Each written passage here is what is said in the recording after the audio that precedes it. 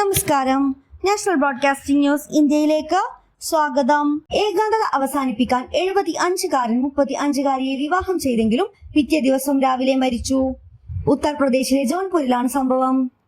സംഗുറാം എന്ന വയോധികനാണ് ആദ്യ രാത്രിയുടെ പിറ്റേന്ന് മരണത്തിന് കീഴടങ്ങിയത്. ജോൺപൂർ ജില്ലയിലെ കുശ്മുച്ച് ഗ്രാമവാസിയാണ് ഇയാൾ. 1 വർഷം മുമ്പ് ആദ്യ ഭാര്യയെ നഷ്ടപ്പെട്ട ആൾ അന്നു മുതൽ ഒറ്റയ്ക്കാണ് താമസിച്ചിരുന്നത്. കുട്ടികളില്ലാത്തതിനാൽ കടുത്ത ഏകാന്തത അനുഭവിച്ചിരുന്നു. പിന്നീടാണ് രണ്ടാമത് വിവാഹം കഴിക്കാൻ തീരുമാനിച്ചത്.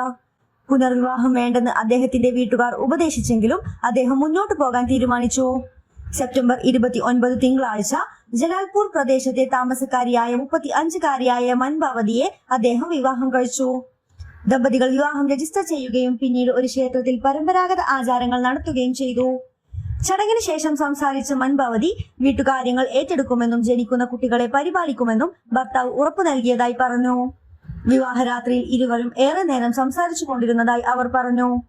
എന്നാൽ രാവിലെയോടെ സംഗുറാമിന്റെ ആരോഗ്യനില പെട്ടെന്ന് വഷളായി.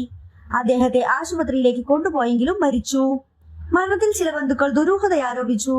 ദില്ലിയിൽ താമസിക്കുന്ന അനന്തരവന്മാർ ഉൾപ്പെടെയുള്ള മരിച്ചവരുടെ ബന്ധുക്കൾ ശവസംസ്കാര ചടങ്ങുകൾ നിർത്തിവെച്ചു. ബന്ധുക്കൾ എല്ലാവരും എത്തിയതിനു ശേഷം മാത്രമേ ശവസംസ്കാരം നടത്താവൂ എന്നവർ ആവശ്യപ്പെട്ടു. കൂടുതൽ അപ്ഡേറ്റ്സിനായി കാത്തിരിക്കുക. National broadcasting news India. നന്ദി.